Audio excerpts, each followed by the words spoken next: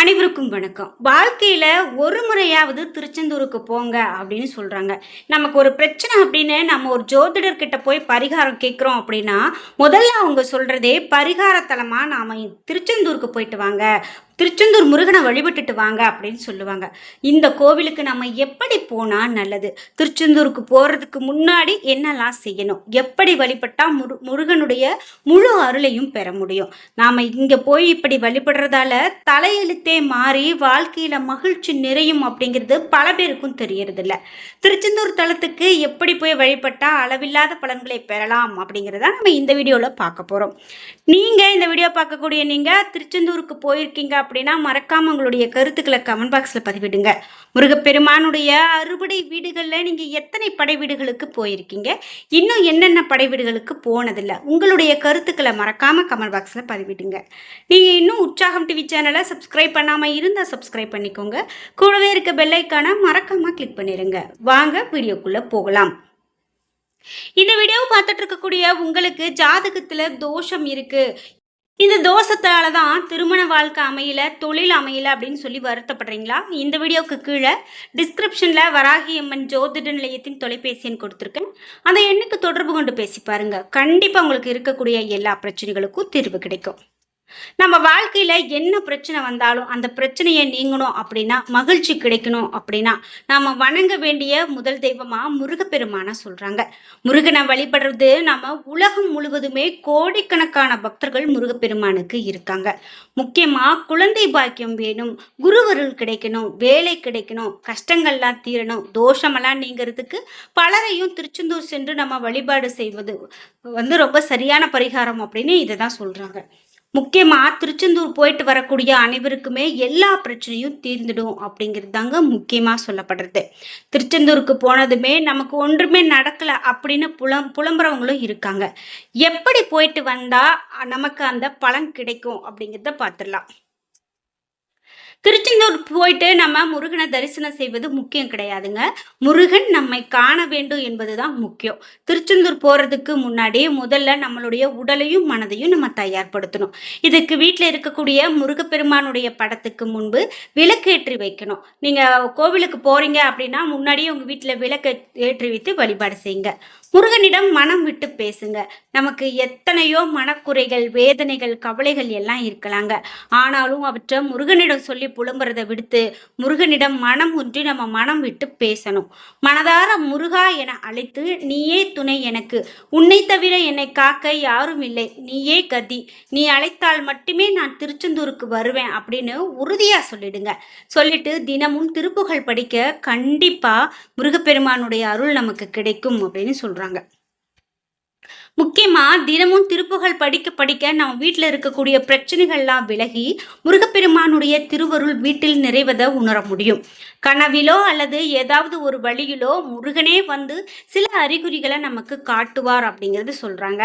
அதனால தாங்க முக்கியமாக நம்ம வீட்டில் விளக்கேற்றி வைத்து திருப்புகழ் படித்து வழிபாடு செய்யணும். அவர் சொல்லக்கூடிய அவருடைய மந்திரங்களை நம்ம சொல்லும்போது கண்டிப்பா நமக்கு பலன் கிடைக்கும். முக்கியமாக கோவிலுக்கு சென்று வழிபட்டால் நிச்சயமாக எப்படிப்பட்ட பிரச்சனையா இருந்தாலும் நீங்கிடும் அப்படிங்கிறது சொல்லப்படுது. முருகனே நீங்க திருச்செந்தூர் செல்றதுக்கான வாய்ப்பை உங்களுக்கு ஏற்படுத்தி கொடுப்பாரு.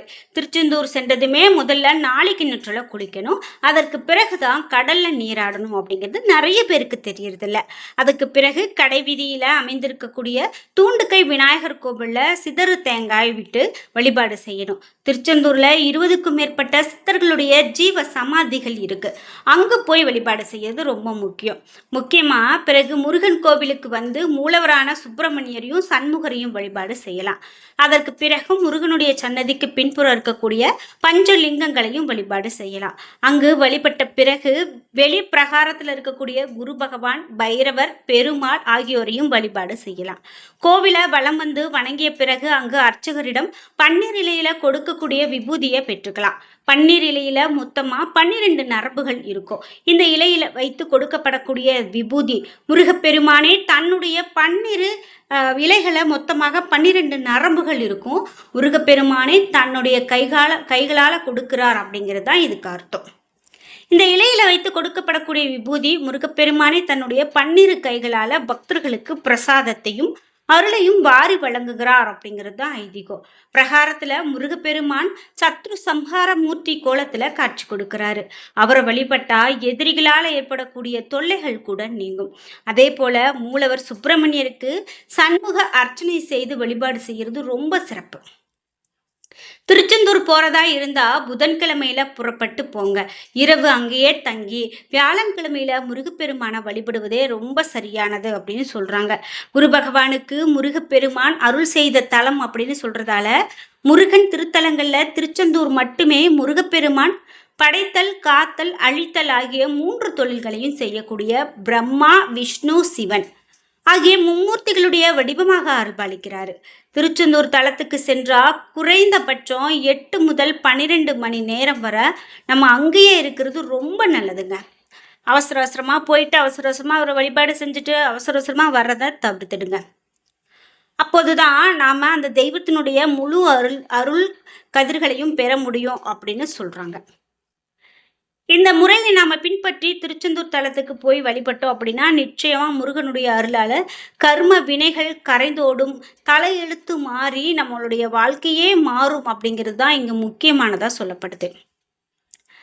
முக்கியமா திருச்செந்தூர் அப்படின்னு பார்த்தீங்கன்னா நாம பலருமே இன்னைக்கு ஆசைப்பட்டு போகக்கூடிய இடம்தான். இருந்தாலும் நிறைய பேருக்கு அது போகக்கூடிய வாய்ப்பு கிடைக்கிறது இல்லை. அப்படி இருக்கக்கூடியவங்க இந்த நேரமே கூட திருச்செந்தூர் முருகப்பெருமானுக்கு அரோகரா என்ற வாசகத்தை சொல்லி வேண்டிக் கொள்ளுங்க. கண்டிப்பா எல்லாமே நடக்கும். முக்கியமாக திருச்செந்தூர் கோவில் திருப்பணிக்காக மௌனசாமி, காசிநாத சுவாமி, ஆறுமுகசாமி மூவரும் தங்களுடைய வாழ்நாளை அர்ப்பணித்திருக்காங்க. அவர்களுடைய சமாதி நாளிக்கிணறு அருகில இருக்கிறது. கண்டிப்பா உங்களுக்கு வாய்ப்பு கிடைத்ததுன்னா நீங்க போய் பாருங்க. இந்த கோவில்ல 12 சித்தர்கள்ல 8 சித்தர்களுடைய சமாதி ஆகிய உள்ளடக்கியது அப்படின்னு சொல்லலாம். முருகப்பெருமானுடைய வெற்றிவேல் மாமரமாக மாறி நின்ற சூரபத்மனை பிளவுபடுத்திய இடம் திருச்செந்தூர்ல இருந்து 3 கிலோமீட்டர் தூரத்துல இருக்கு. கடற்கரை ஓரமாக இருக்கக்கூடிய மாப்பாடு அப்படின்னு சொல்லக்கூடிய இடம்தான் அது. அந்த பகுதி தற்போது மணப்பாடு அப்படின்னு அழைக்கப்படுது. முருகனுடைய அவதார நோக்கமே அசுரர்களை அழிக்கிறது தான். திருச்செந்தூர்ல தான் அவருடைய அவதார நோக்கம் பூர்த்தியானது. எனவே முருகனுடைய தலங்கள்ல திருச்செந்தூர் தலமே தெய்வீக சிறப்பும் தனித்துவமும் கொண்டது அப்படின்னு சொல்லலாம். முருகன் சிவந்த நிறம் உடையவர். அவர் உறைந்திருக்கக்கூடிய தலம் என்பதால இந்த தலத்துக்கு செந்தில் என்ற பெயர் வந்திருக்கு அப்படின்னு சொல்லலாம். திருச்செந்தூர் ஊர் மத்தியில சிவக்கொழுந்தீஸ்வரர் கோவிலும் இருக்கு. இதுதான் ஆதி முருகன் கோவில் அப்படின்னு சொல்றாங்க. கிறிஸ்தவ மீனவர்கள் திருச்செந்தூர் முருகனை உறவு முறை சொல்லி அழைக்கிறாங்க. திருச்செந்தூர் கோவில் திருப்பணிகளுக்கு காயல் பட்டினத்துல வசித்த சீதகாதி என்னும் வள்ளல் நன்கொடை அளித்தார் அப்படின்னும், எனவே திருச்செந்தூர் முருகன் ஆலய சமய ஒற்றுமைக்கு எடுத்துக்காட்டாக திகழுது அப்படின்னு கூட சொல்லலாம். திருச்செந்தூர் கோவில் ராஜகோபுரம் வாசல் ஆண்டு முழுவதுமே அடைக்கப்பட்டே இருக்கும். சூரசம்ஹாரம் முடிந்ததும் தெய்வானை திருமண நாள்ல மட்டுமே அங்கு வந்து வாசல் திறக்கக்கூடிய நிகழ்வு இன்னைக்கும் நடக்குது அப்படின்னு சொன்னா அது மிகையாகாது. அந்த வகையில திருச்செந்தூர் கோவிலுக்கு போகும்போது நிச்சயமாக இதெல்லாம் நடக்கும் அப்படின்னு சொல்லலாம். கண்டிப்பா நீங்களும் ஒரு முறையாவது போய் வழிபட்டுட்டு வாங்க. செந்திலாண்டவருக்கு ஆறுமுக நயினார் அப்படின்னு இன்னொரு பெயரும் இருக்குங்க. திருச்செந்தூர் தாலுக்கா பகுதியில் வாழக்கூடிய பலருக்கும் நயினார் அப்படிங்கிற பெயர் சூட்டப்படுறதுக்கான காரணமும் இதை தான் சொல்றாங்க. திருச்செந்தூர் கோவிலுக்கு நீங்க இது வரைக்கும் போனதில்லை அப்படின்னா இந்த நேரத்துல நினைத்து வழிபாடு செய்து கொள்ளுங்க. கண்டிப்பா நடக்கும். சூரசம்ஹாரம் முடிந்ததுமே முருகன் தாமரை மலர் கொண்டு சிவபூஜை செய்தாரு. அதை உணர்த்தக்கூடிய வகையில இன்னைக்கும் மூலவர் சிலையின் வலது கையில தாமரை மலர் இருக்கிறத பார்க்க முடியும். முதல் 6 நாட்கள் சஷ்டி விரதம், சூரசம்ஹாரம் நடக்கும். 7ஆம் நாள் முருகன் தெய்வானை திருமண விஷயங்கள் நடக்கும். அதன் பிறகு 5 நாட்கள் கல்யாண ஊஞ்சல் சேவைகள் நடைபெறும். திருச்செந்தூர்ல கருவறைக்கு எதிரில் 2 மயில்கள் மற்றும் ஒரு நந்தி இருக்கிறத நம்மளால பார்க்க முடியும். இப்படி பல ஆச்சரியங்களை கொண்ட இந்த கோவிலுக்கு ஒரு முறையாவது போயிட்டு வர்றது ரொம்பவே நல்லது அப்படின்னு சொல்லலாம். என்ன நண்பர்களே, இன்னைக்கு வீடியோவில் திருச்செந்தூர் பற்றி நம்ம நிறைய தகவல்களை தெரிஞ்சுக்கிட்டோம். இது வரைக்கும் நான் இதெல்லாம் தெரிஞ்சதில்லை, நீங்கள் இந்த வீடியோவை பார்த்து தான் தெரிஞ்சுக்கிட்டேன் அப்படின்னா மறக்காமல் உங்களுடைய கருத்துக்களை கமெண்ட் பாக்ஸில் பதிவிடுங்க. நீங்கள் இன்னும் உற்சாகம் டிவி சேனலை சப்ஸ்கிரைப் பண்ணாமல் இருந்தால் சப்ஸ்கிரைப் பண்ணிக்கோங்க. கூடவே இருக்க பெல் ஐக்கானை மறக்காமல் கிளிக் பண்ணிடுங்க. நன்றி வியூவர்ஸ்.